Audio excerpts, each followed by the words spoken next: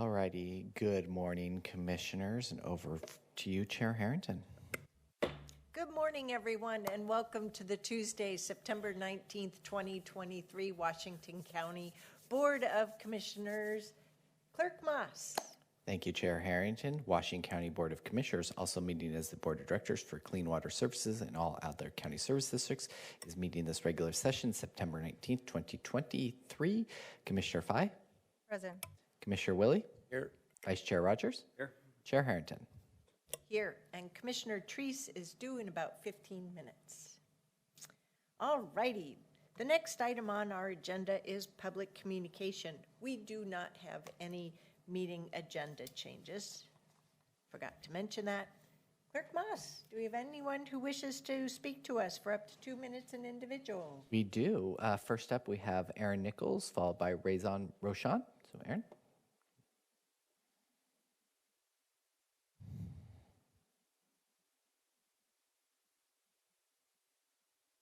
Please go ahead.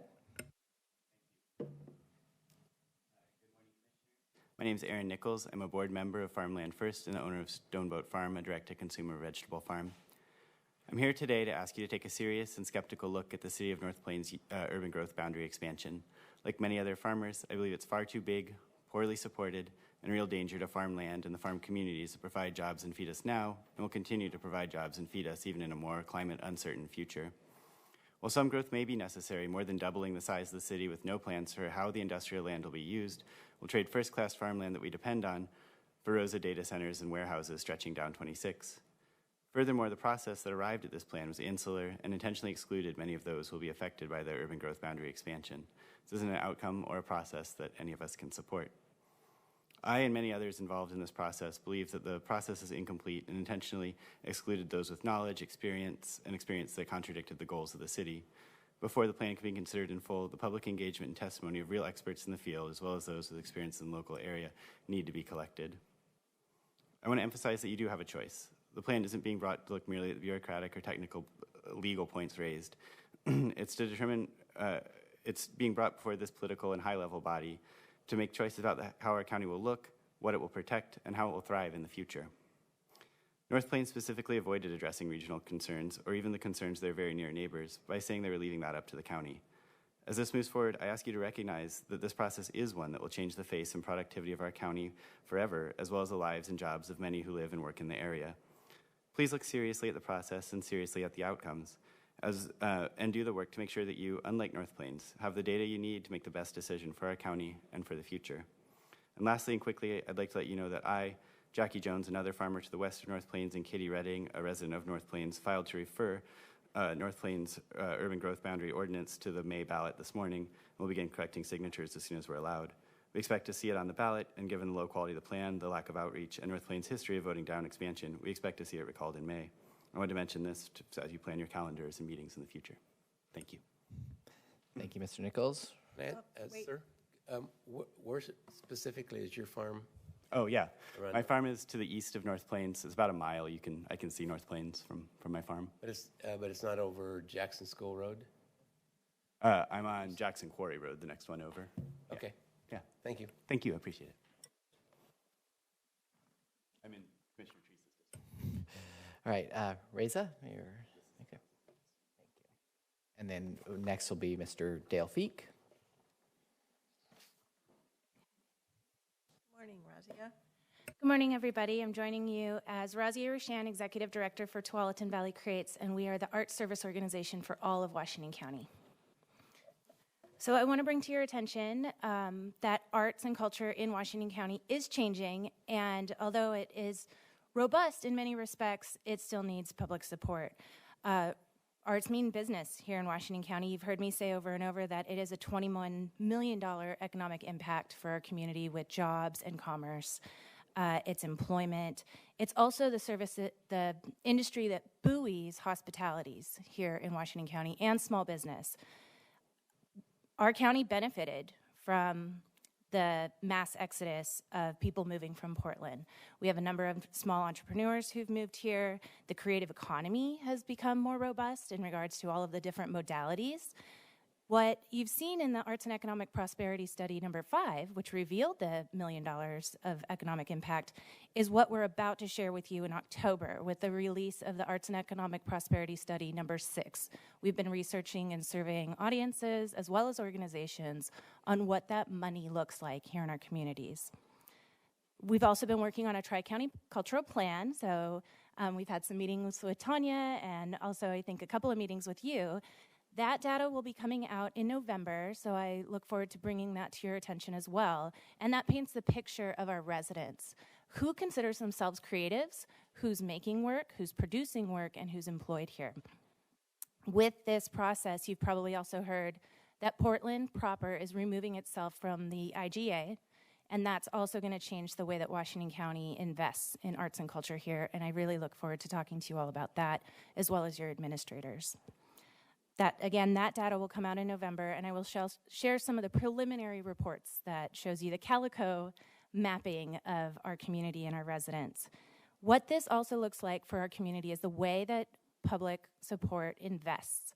And so I look forward to talking to your administrators about either a percent for art program or ways that we can do percent for development, both public and private, so that the county itself is continuing its contributions to arts and culture the way that it has for the last 25 years in a sustained way that doesn't keep ending up on the chopping block of general funds. Again, my name is Razia Rashan. I'm with Tualatin Valley Creates, and I look forward to working with you individually as well as your administrators. Thank you.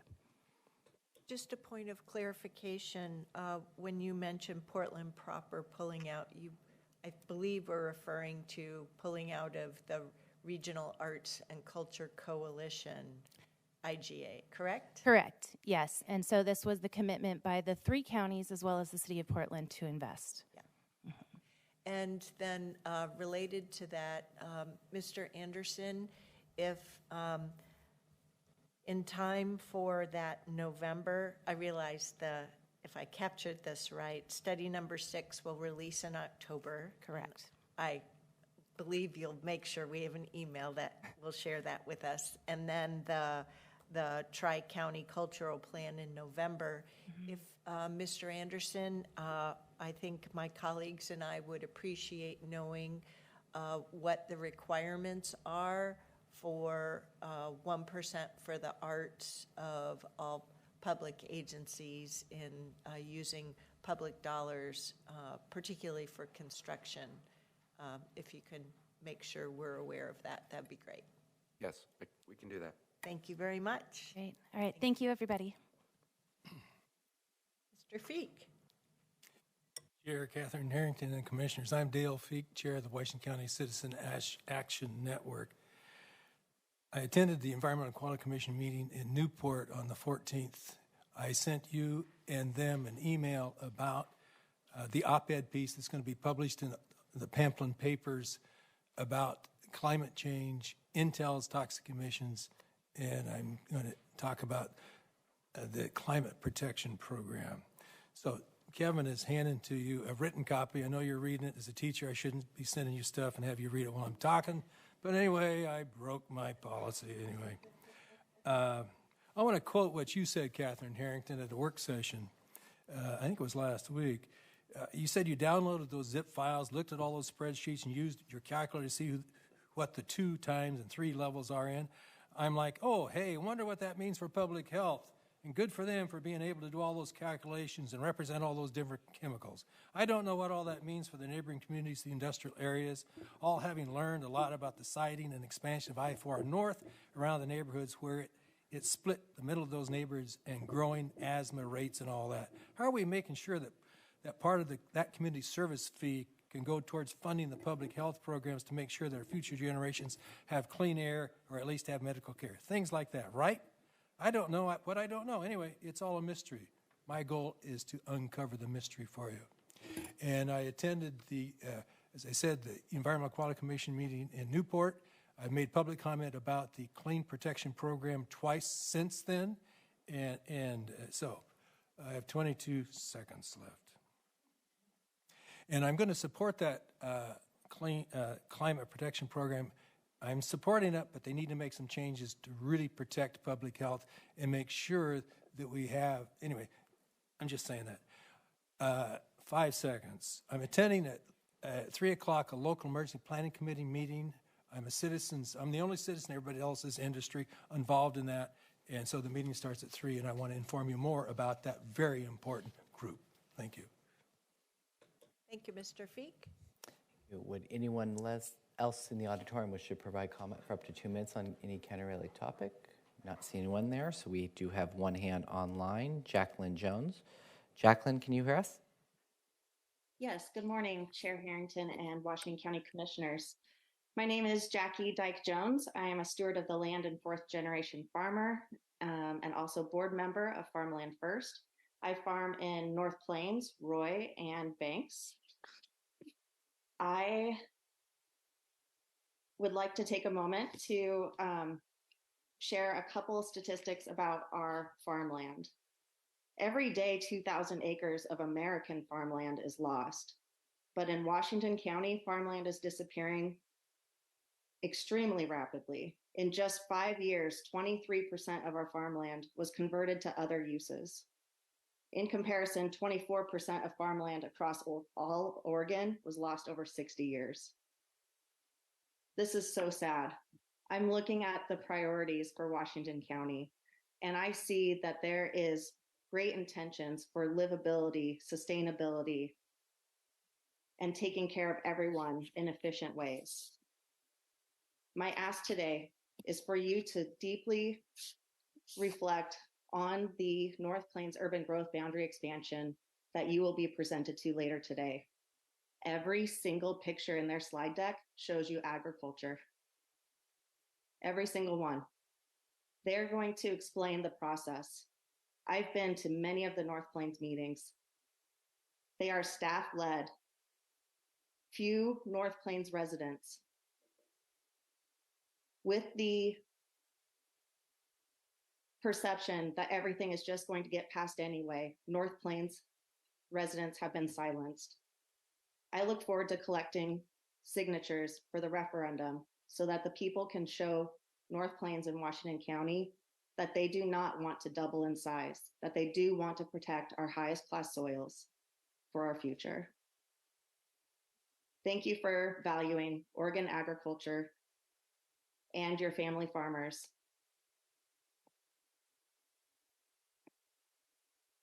Thank you very much. And I don't see any other hands, Chair Harrington. Thank you, Clerk Moss. I also want to highlight that in the back of the room, oh, my background is fuzzy, so you can't really tell.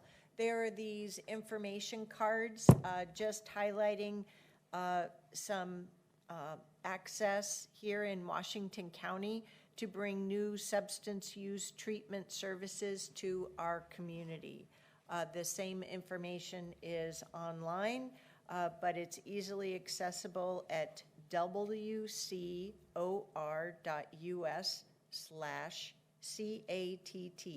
That's CAT, Center for Addictions Triage and Treatment. Welcome, Commissioner Treese. Thank you for joining us. Next, we'll move on to today's consent agenda. Today's consent agenda consists of 8 different items, 1 set of minutes, 1 item from juvenile justice, 2 items, from Health and Human Services, 4 items from Land Use and Transportation. What are the wishes of the Commission regarding today's consent agenda? Move for approval. Okay. We have a motion and a second. All those in favor of adopting today's consent agenda, please raise your hand or say aye. Thank you, Commissioners. Any opposed? The motion carries unanimously 5-0. I just can't get the words out of my mouth fast enough. Next, we have some presentations.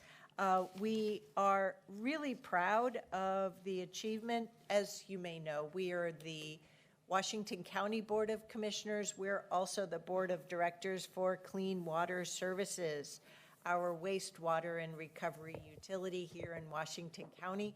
We're really proud of how all the employees of Clean Water Services strives to do a marvelous job each and every day to care for our community, but also to ensure that we are restoring clean water to our Tualatin River and taking good care of the Tualatin watershed. So we have two of our great employees before us today to tell us more about some operational awards that they have achieved. Good. Thank you, Chair Harrington and members of Clean Water Services Board of Directors. My name is Mark Jockers. I'm the Chief of Staff with Clean Water Services, and I'm here today to hand it over to a longtime colleague of mine, CJ Baxter, who's our Water Resource Recovery Services Manager, a position that he just stepped into very recently, actually, to tell you a little about the Peak Performance Awards that we've recently received from the National Association of Clean Water Agencies. So with that, I'm going to hand it over to CJ. Thank you, Mark. Again, I'm CJ Baxter, Water Resource Recovery Manager. Greetings to the Board of Directors, Chair Harrington. And this award is from the National Association of Clean Water Agencies, NACWA. And this Peak Performance Award program annually recognizes NACWA members and their facilities for excellence in wastewater treatment as measured by their compliance with our National Pollution Discharge Elimination System permits.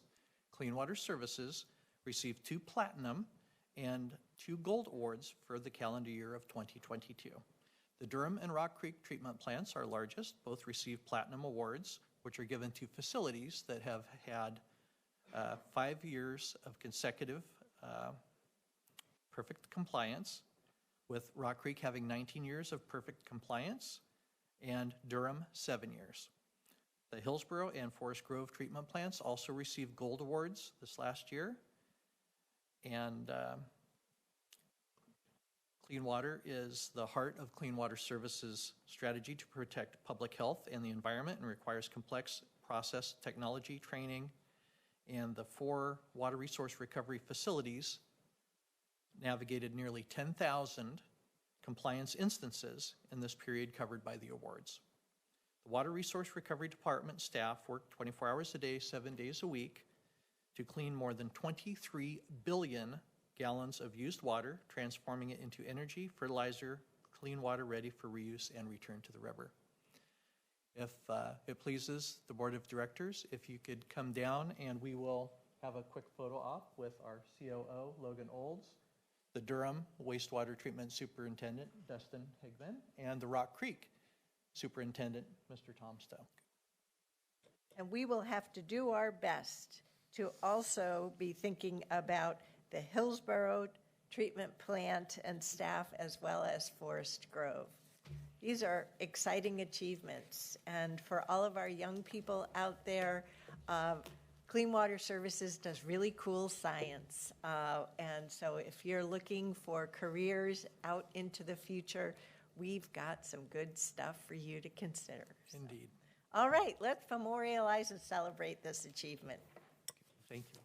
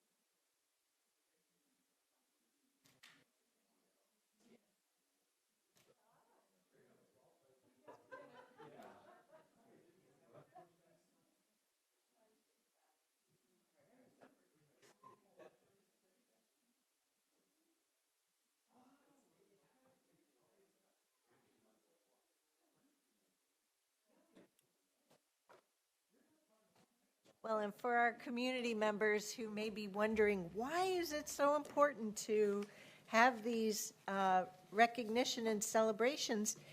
It's because of the level of requirements and the fact that we have dedicated public services servants doing this work each and every day.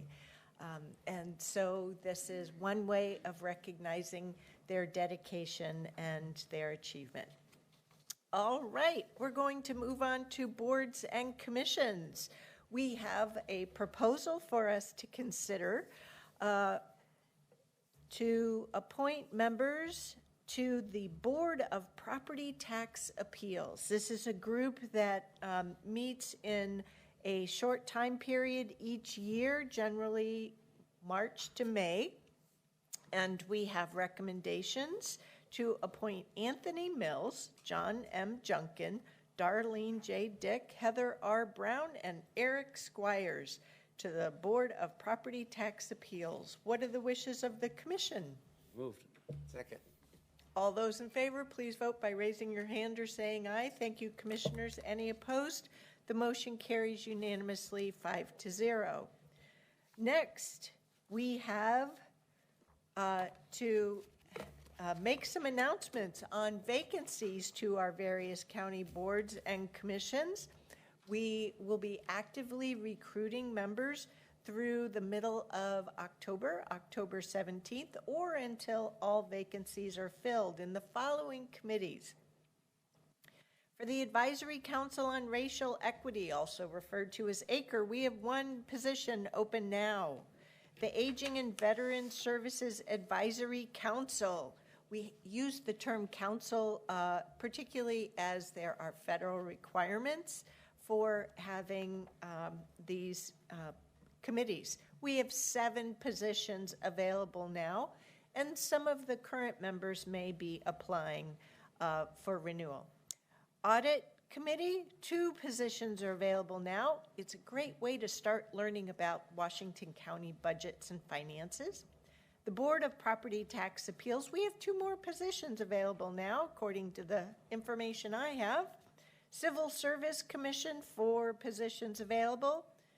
Columbia Pacific Economic Development District, also referred to as COLPAC, and this is one where you live in the county matters. 2 positions available now. Developmental Disabilities Council, 4 positions are available starting in the end of February of next year, but put it on your radar. Enhanced Sheriff Patrol District and the Combined Urban Road Maintenance District Budget Committee, 1 position available now. These are special service districts, particularly targeted at the urban unincorporated areas, the neighborhoods outside of cities. Also, the Enhanced Sheriff Patrol District, ESPD, Advisory Committee, 1 position available now, and then 9 positions will be open at the end of this year. The Fair Board, 2 positions available after January. The Fairgrounds Advisory Committee, 2 positions available now, and another one starting in the new year. That's pretty lightweight committee. Housing Authority Board of Directors, 1 position available after the end of this year. Metzger Park Local Improvement District Advisory Board, you have to live in that district area, so if Metzger is not familiar with you, probably not the right one. 7 positions available now. Here's another really specific one, the Mountain Creek Road Local Improvement District Citizen Advisory Board. I think that's one. I don't know if that's in District 3 or District 4. I'll learn about that. The Northwest Area Commission on Transportation, this is another one that tends to be in northwestern Washington County. 2 positions available at the end of the year. Park and Recreation Advisory Board, 5 positions. Planning Commission, now this is one where you do a lot of really valuable work for us around land use, policy, and development. 3 positions available after January of next year. Public Health Advisory Council, 1 position available now, 5 more after January of next year. Public Safety Coordinating Council. This is our local Public Safety Coordinating Council. We have 3 layperson positions there that we're seeking either reappointment of current members or new members starting the beginning of next year. The Rainbow Lane Special Road District Board, 1 position available now, another one in the start of the new year. The Regional Arts and Cultural Council, 3 positions available now. The Rural Road Operations and Maintenance Advisory District, also known as ROMAC, 4 positions.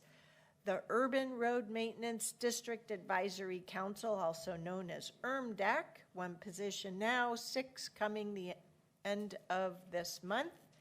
Lastly, our last combined budget committee, Washington County and the Service District for Lighting number 1 Budget Committee, 2 positions available now. That's the whole suite. You can find that and more at washingtoncountyor.gov, and we would really appreciate your volunteering your time and expertise to help make Washington County great. So we've now performed said announcements. We only do that about once, maybe twice a year. So, all righty, we're going to move on to the action portion of our agenda today. We have a proposal that we're considering to consider adopting by resolution and order a waiver for the siting of a methadone clinic here in the greater Hillsborough area. But the state requirements are such that if such a facility, a clinic, is within 1,000 feet of a school, then they need to ask for a waiver from the local public health authority, which would be Washington County. So we have a proposal at Southwest Adams and Baseline in Hillsborough, which is 950 feet away from a school. So that's why we have this topic here. And I'd like to welcome Mira Samantel, the Director of Health and Human Services, to tell us more. Welcome. Thank you so much, Chair Harrington. Yes, great summary of today's action item. So good morning, Chair Harrington, Board of County Commissioners. As the Chair said, my name is Mira Samantel. I use she, her pronouns. I'm the Director of Health and Human Services here at the county. So just a brief overview of our staff presentation today. I'm going to be just revisiting Senate Bill 910 to provide some background information, a brief description of what is methadone, a review of the waiver request that staff received from Acadia Healthcare, and then wrapping up with that action item request for your board's consideration. I will note that staff presented a similar presentation to this on September 5th during your work session. That was a longer presentation. If members of the public want to go back and look for that, that's always available on the board portal if they look at September 5th. So background information, Oregon Revised Statutes 430.590 reads that it's unlawful for any person to commence operating a methadone clinic within 1,000 feet of the school.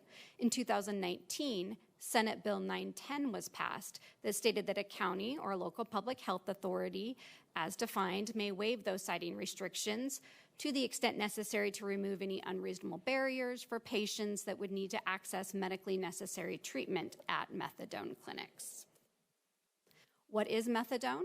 Methadone is a prescription medication. It was approved by the FDA, and it reduces opioid cravings and withdrawal symptoms. Methadone is taken once a day. It's important to note it does not produce the same euphoric effects as opioids or limit someone's ability to function, such as operating a vehicle. Currently in the United States, methadone can only be dispensed at an approved and regulated opioid treatment program, or OTP, and these programs do include supportive services such as counseling and other supportive services to participants to ensure their success. A little bit of background for the waiver request. Acadia Healthcare which is the parent organization of CRC Health, reached out to staff and requested a waiver to open a methadone clinic at the corner of Baseline and Southwest Adams in Hillsborough. As the chair noted at the start, this proposed site is approximately 950 feet from St. Matthew Catholic School.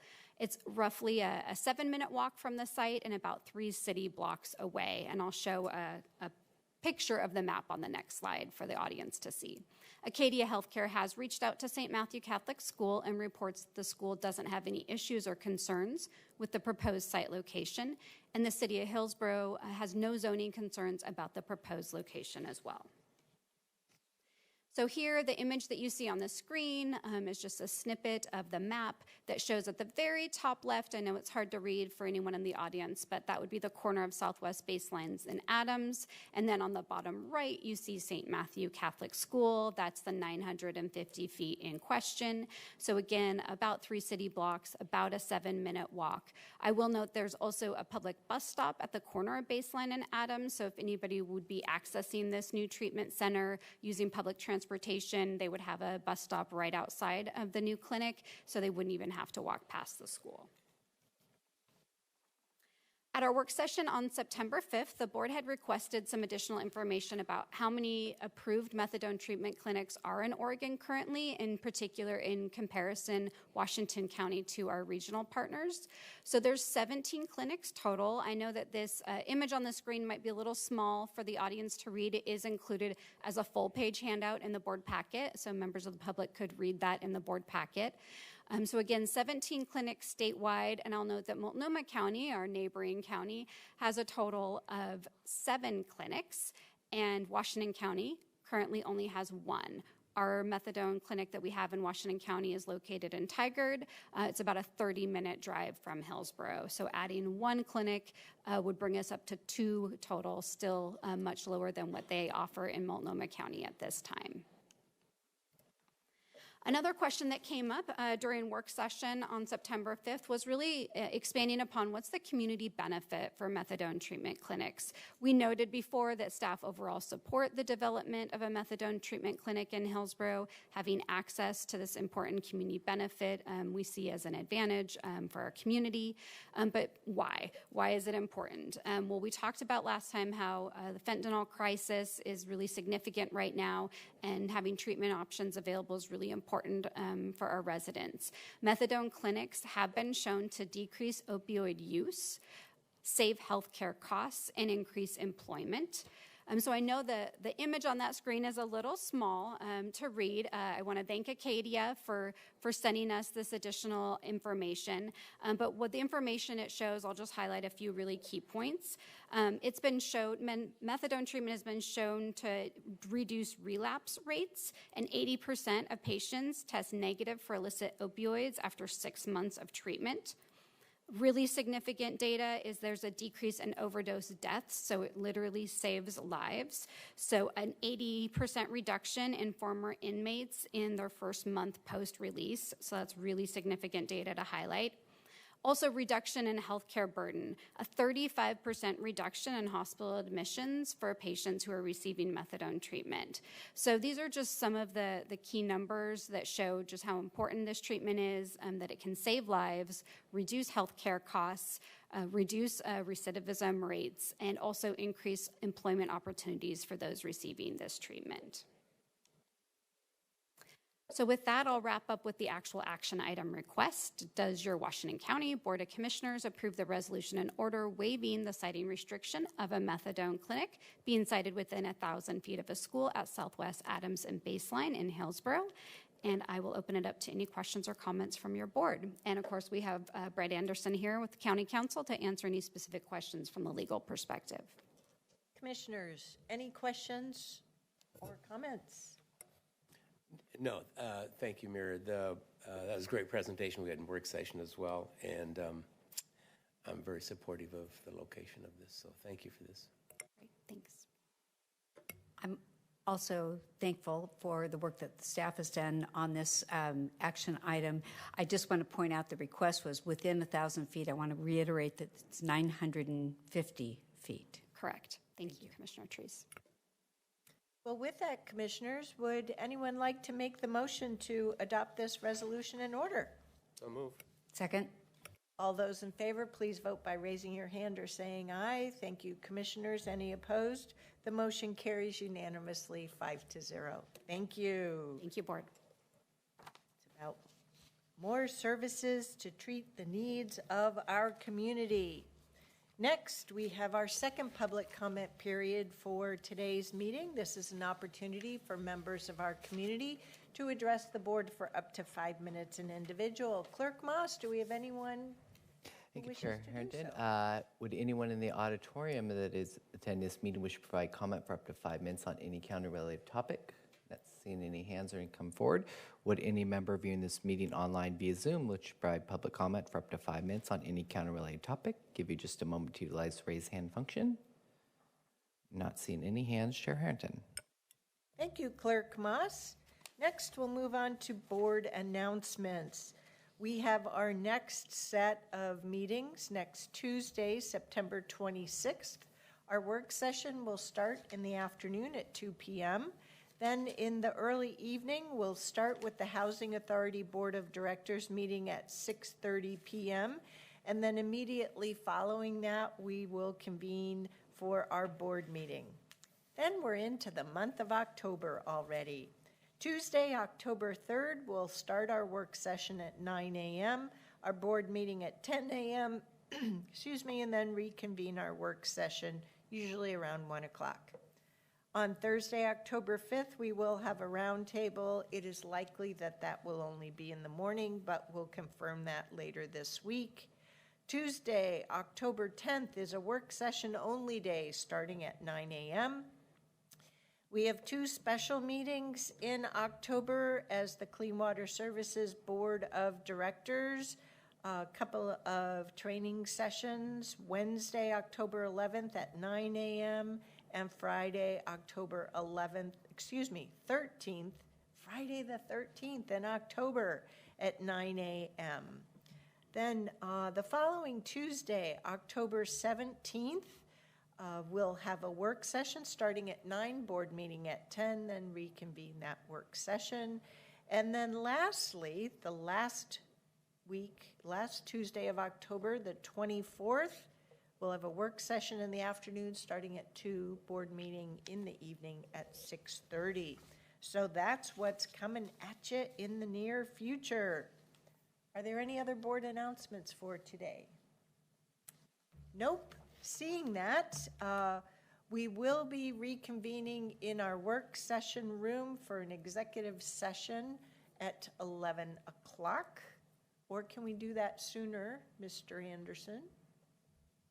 We can do it sooner. Okay. So we'll give ourselves a 10-minute break.